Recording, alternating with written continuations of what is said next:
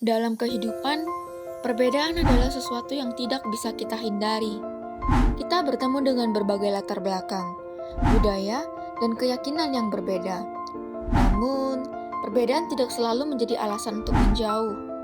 Karena di antara banyaknya perbedaan, ada satu nilai yang perlu terus kita jaga. Kerukunan, sebuah sikap untuk saling menghargai, memahami, dan hidup berdampingan.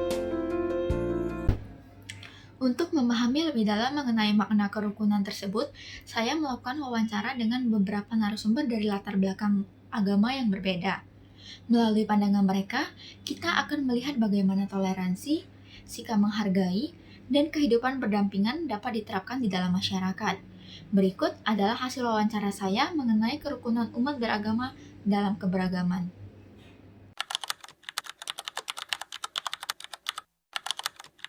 Secara skala tadi dari 10 sampai 100.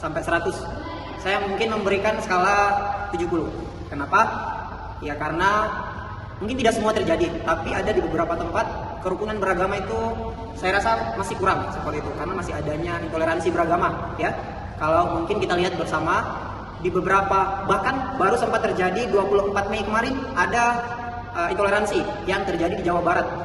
Itu penutupan rumah ibadah seperti itu. Dan kalau kita lihat di bulan kemarin masih banyak terjadi, bahkan di tahun 2025 itu hampir setiap bulan adanya intoleransi antara agama yang lain dan agama yang lain seperti itu. Tidak hanya kekerasan verbal, tapi secara tindakan seperti itu. Jadi ada kekerasan di sana, ya, ada intimidasi yang terjadi. Jadi saya rasa kerukunan ini masih perlu ditingkatkan lagi. Kerukunan umat beragama di Indonesia sudah cukup baik, walaupun masih ada beberapa tantangan seperti perbedaan pandangan atau sifat kurang menghargai antar kelompok. Jika diberikan nilai dari skala 10 sampai 100, saya memberikan nilai sekitar 85. Karena masyarakat Indonesia pada umumnya masih dapat hidup bersama dengan berbagai perbedaan agama. Sebagai umat Buddha, saya melihat hubungan antara umat Buddha dengan agama lain itu cukup baik. Banyak masyarakat yang bisa saling menghormati, bekerja sama, dan menjaga toleransi dalam kehidupan sehari-hari. Masih belum tercipta sih 100% menurut saya. Karena sebenarnya penganut agamanya tuh baik-baik, tapi mungkin menurut saya pemimpin agamanya yang mungkin menjadi orang yang di depan, kayaknya dia harus sudah ready sih gitu untuk di depan muncul ke publik, sehingga apa yang dia sampaikan mengenai perspektif dia tentang agama lain itu lebih netral. Tapi mungkin di bawah tuh nggak begitu gitu. Tapi mungkin ada yang mengikuti pemimpin ini gitu, ya dia fanatik dengan pemimpin ini, akhirnya dia mengikuti pola pikir pemimpin ini gitu, yang pada dasarnya tuh sebenarnya nggak semua orang setuju dengan pola pikir dia gitu. Tapi itu ngaruh akhirnya untuk beberapa komunitas itu gitu, dan itu jadinya men-trigger 70 kali ya, 70. Tuhan kita termasuk terbaik bahkan sebelum. Kenapa? Jadi ternyata kan setiap negara itu kan punya identitas negara, agama masing-masing. Contoh ya, Timur Tengah. Mungkin menurut kita Timur Tengah itu sangat tidak terima ya, mungkin tidak welcome dengan kelompok non-muslim. Nah, ya. Tapi satu sisi ketika kita misalnya ke Amerika, ke Inggris, mereka juga tidak terima juga misalnya komunitas muslim menyebar misalnya. Jadi kalau di Indonesia itu hampir tidak ada gesekan. Saya rasa sudah 90%. Menurut saya, kerukunan Indonesia masih sangat kurangnya toleransi sesama agama, sangat minim sekali rasa kerukunannya. Kerukunan di Indonesia masih di bawah 50% karena masih kurangnya kerukunan antar sesama agama dan kurangnya toleransi yang sangat besar. Si ada ras-ras ataupun dari agama lain sering adanya ejek mengejek. Jadi masih sangat-sangat minim keeratan ataupun ke persaudaraan antara sesama agama di Indonesia. Saya rasa sudah cukup baik. Kenapa? Karena antara kelenteng kemudian gereja dengan masjid itu perbaungan aja tuh hampir imbang saya rasa. Walaupun didominasi dengan muslim karena mereka terbanyak. Dalam Quran itu ada banyak sekali ayat yang menyebutkan bahwa kita seorang muslim itu tidak boleh memaksa orang lain memeluk agama kita. Landasannya tuh dalam Al-Quran, la ikraha fid din, tidak boleh memaksa orang lain untuk memeluk agama kita. Tidak tahu bahasa terjemahnya, tidak ada paksaan dalam bahasa. Nilai pokok itu semua agama itu sama. Nilai pokoknya semua agama itu sama. Maksudnya mengajarkan kita kasih kebaikan. Misalnya dalam Islam mengawali dengan kalimat Bismillahirrahmanirrahim. Yang Ar-Rahman di situ, kalimat Ar-Rahman itu penyayang itu dilimpahkan Tuhan atau Allah kepada kaum muslimin, orang-orang Islam. Ar-Rahim itu adalah kasih sayang yang Allah limpahkan kepada orang-orang muslim. Jadi Tuhan tidak pernah membedakan kasih sayangnya kepada manusia itu. Di agama kami selalu mengajarkan tentang cinta kasih, welas kasih, saling menghargai dan saling menghormati, dan saling bisa menolong antar sesama, mengajarkan banyaknya kebajikan. Dalam ajaran Buddha, kerukunan diajarkan melalui nilai metta atau cinta kasih, karuna atau welas asih, dan menghargai semua makhluk.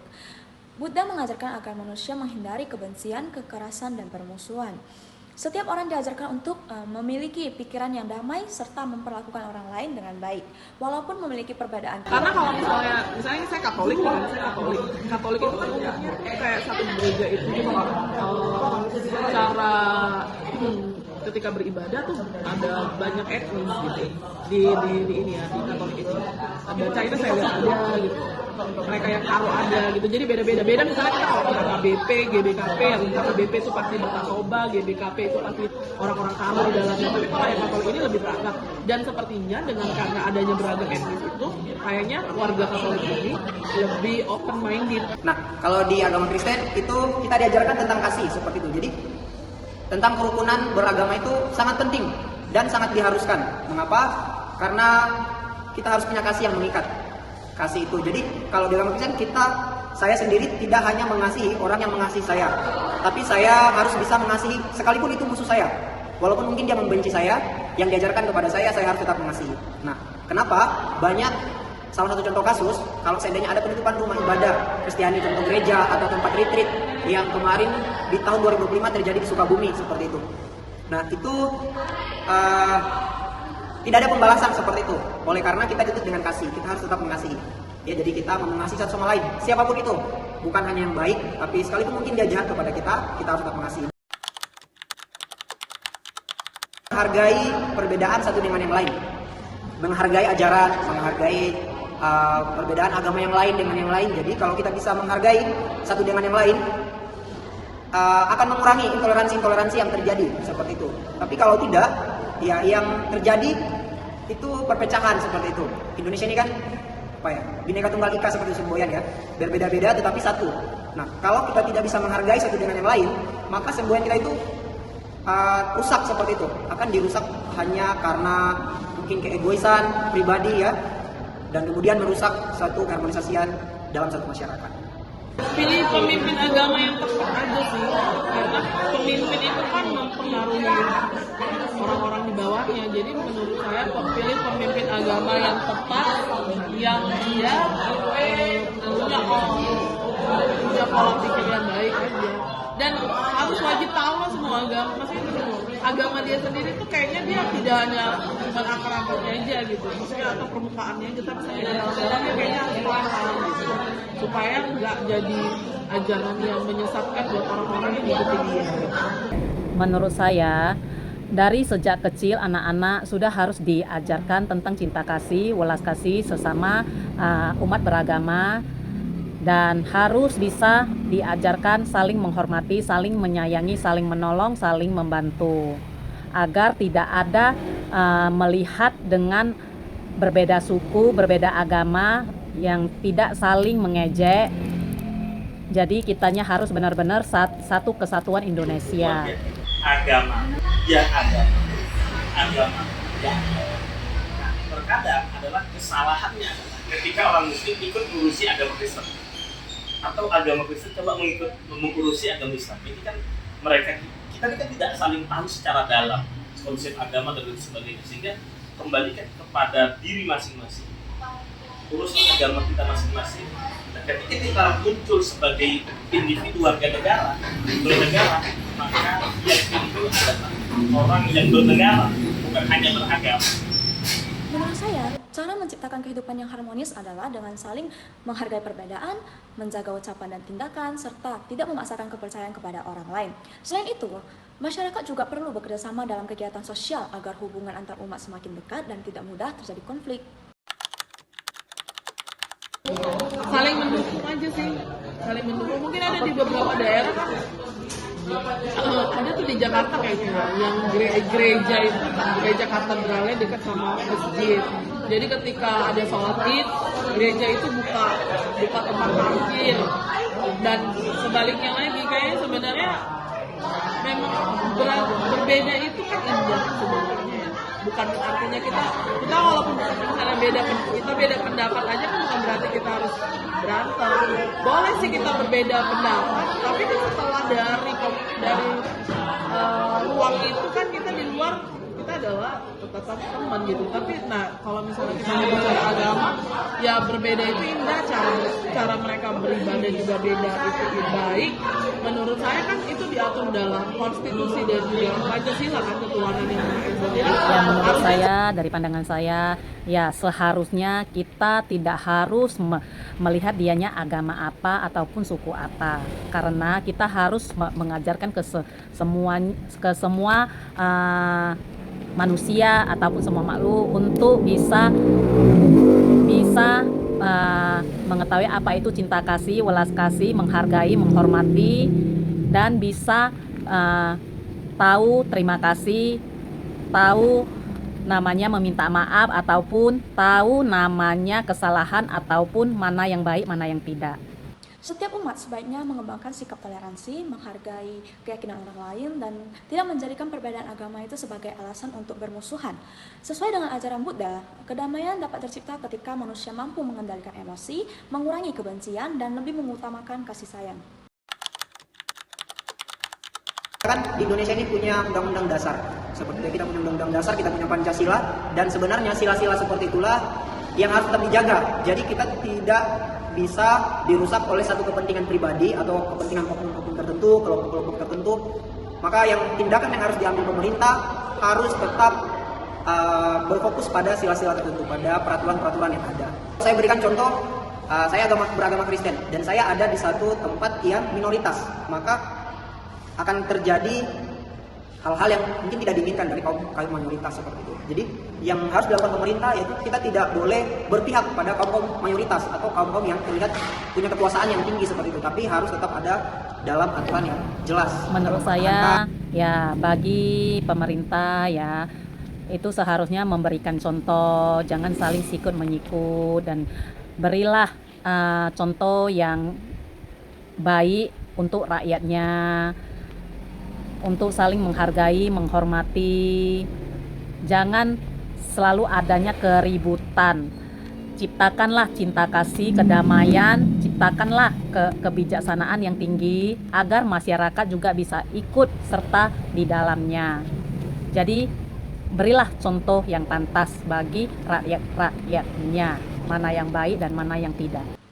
Pemerintah harus menjadi pihak yang menjaga keadilan bagi seluruh masyarakat tanpa membedakan agama.